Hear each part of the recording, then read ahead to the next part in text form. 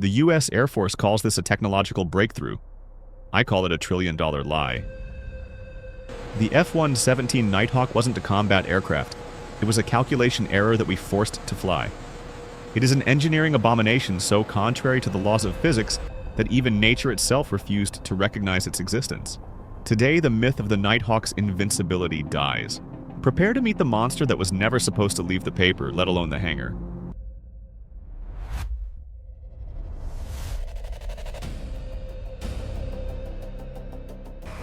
We've been told for decades that this was a miracle of modern science. But the truth is far more chaotic, far more desperate, and far more dangerous than anything you've seen on a recruitment poster. To understand why the F-117 is an engineering freak, you have to understand the sheer arrogance of its design. In the history of aviation, every plane ever built followed a simple, sacred rule: harmony with the air. From the Wright brothers to the supersonic F-15, wings were meant to be smooth, curved, and elegant. But the F-117 was built to insult the very air it travels through. When the top-secret team at Skunk Works first revealed this jagged, black, diamond-shaped anomaly, the most experienced test pilots in the world didn't see the future. They saw a flying coffin. They looked at the razor-sharp facets and the lack of traditional flight surfaces and gave it a name that stuck in the halls of Lockheed forever: the Hopeless Diamond. It was a nickname earned through blood and sweat. This machine was so aerodynamically unstable that it shouldn't have been able to stay level for more than a second.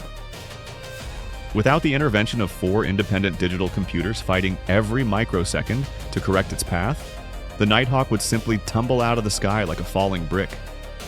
It was a plane that hated being a plane. It was a jagged piece of metal that required raw, brute force mathematics to defy the laws of gravity.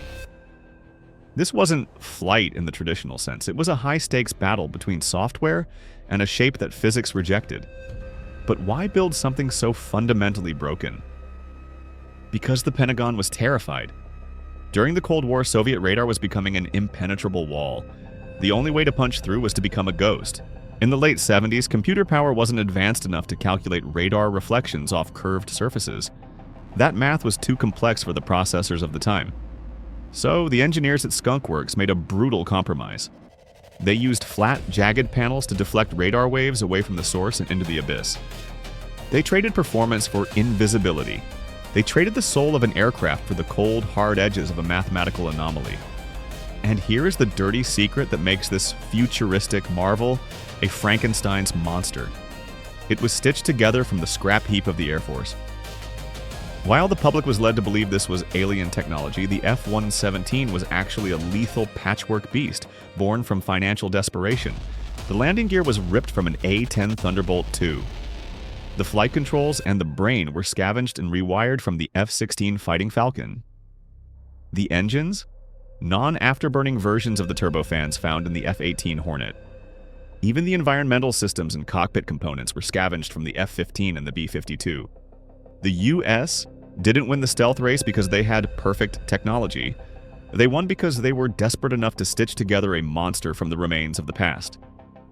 It was a high-stakes gamble that proved that if you make a machine wrong enough, the enemy's technology won't even be able to process that it exists.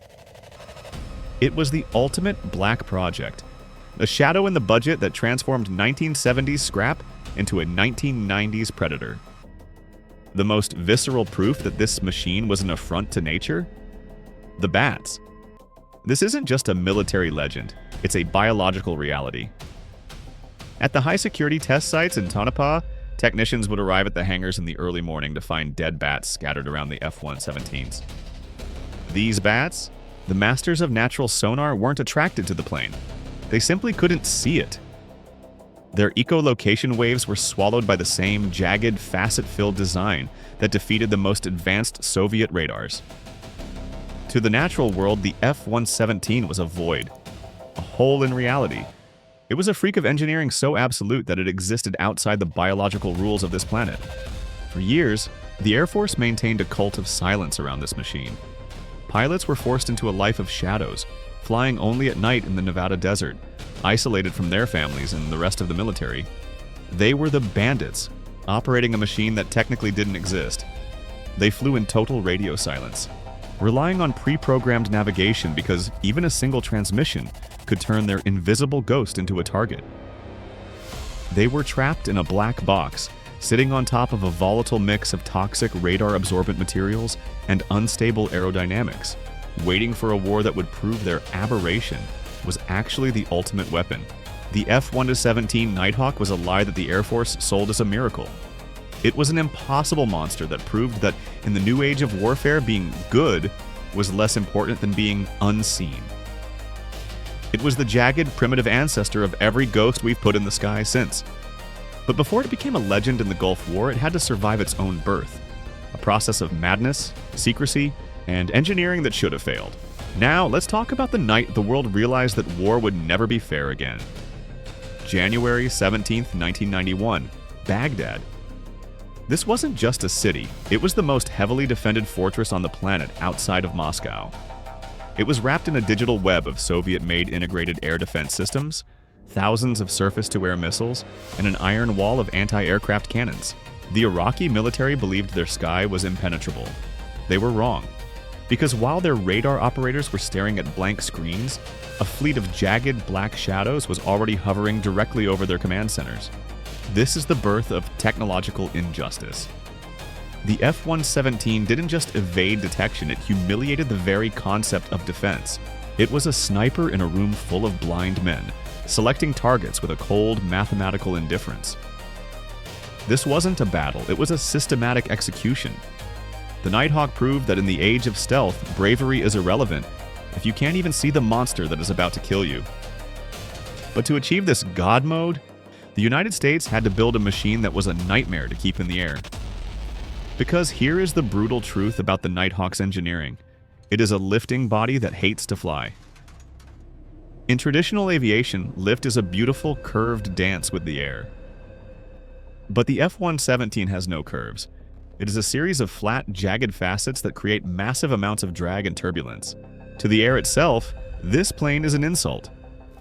Pilots described flying the Nighthawk as trying to balance a kitchen table on a pinhead while traveling at 600 miles per hour. It was aerodynamically unstable on every single axis: pitch, roll, and yaw. The only reason this abomination stayed airborne was through brute force mathematics. Every millisecond, the onboard computers had to make thousands of micro adjustments to prevent the airframe from simply tumbling into 1,000 pieces. If the software failed for even a heartbeat, the F-117 wouldn't just stall, it would catastrophicamente disassemble. This wasn't elegant design, it was a violent imposition of human will over the laws of physics. We didn't build a better wing. We built a faster computer and forced a jagged rock to fly. But the real horror story of the F-117 wasn't in the cockpit. It was in the hangar. We call it the billion-dollar glass house. To maintain its ghost status, the Nighthawk was covered in a highly classified, incredibly fragile, and lethally toxic material known as RAM, radar-absorbent material. This wasn't paint, it was a thick, rubbery coating impregnated with iron particles designed to swallow radar waves and convert them into heat. Working on this material was a toxic nightmare. Maintenance crews had to wear full protective gear, breathing through respirators while they hand-applied this poisonous skin to every gap, screw, and seam on the aircraft.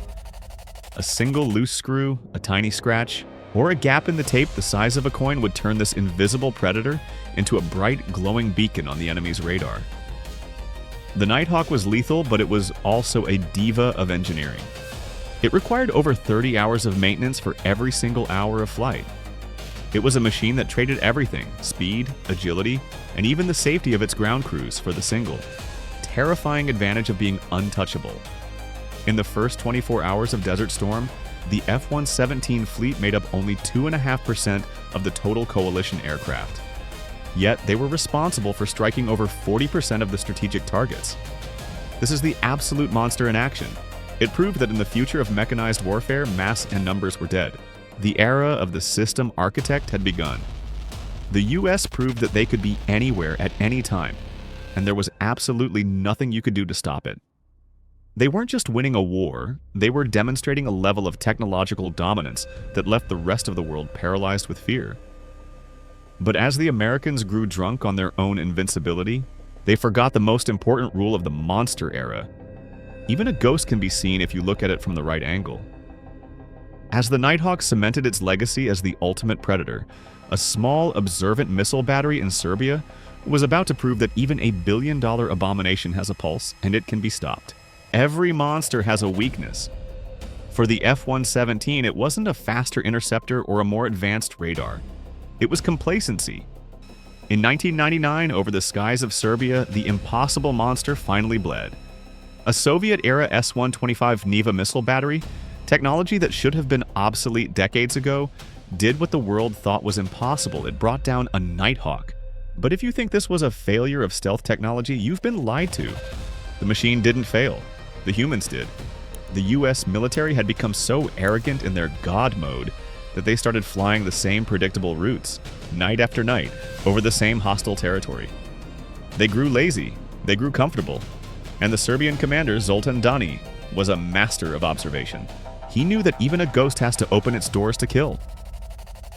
At the exact moment the F-117 opened its bomb bay doors to release its payload, its radar cross-section exploded. For a few critical seconds, the Abomination was as visible as a Boeing 747. One ancient missile, one moment of human arrogance, and the myth was shattered. The wreckage in the Serbian mud didn't mark the end of stealth. It marked the end of the belief that humans could remain perfect under pressure. In 2008, the Air Force officially retired the Nighthawk. They told us its job was done. They said the F-22 and the B-2 had rendered it junk. But the truth is, the F-117 never truly died. Even today, over the restricted black site ranges of Nevada, jagged, black shadows are still being spotted by those brave enough to watch.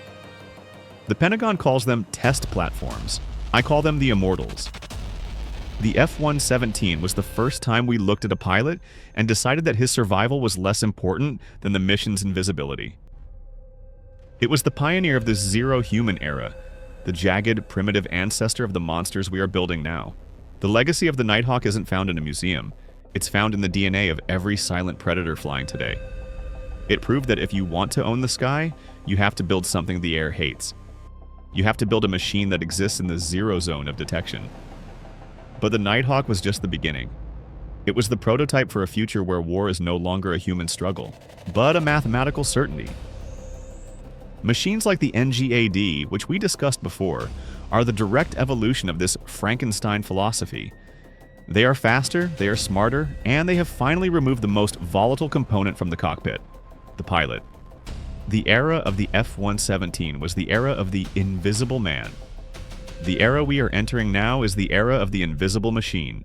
We are removing the cockpit. We are removing the tail. We are removing the rules. Because if the Nighthawk taught us anything, it's that human fear and human complacency are the only things keeping these monsters from being truly perfect. We had to let the Nighthawk die so that the impossible could become the standard. The F-117 was an abomination that changed the rules of violence forever. It was ugly, it was toxic, and it was absolutely lethal. It was the moment we decided that being a hero was less important than being a ghost. And in the wars of the next 30 years, the ghosts are all that will be left. The sky will no longer belong to the brave. It will belong to the cold, the jagged, and the autonomous. So here is the question for you. Was the F-117 a trillion-dollar masterpiece? Or was it a desperate error that we've been trying to fix ever since? Is the monster a triumph of human will, or a warning of a future where we are no longer necessary? Drop your thoughts in the comments.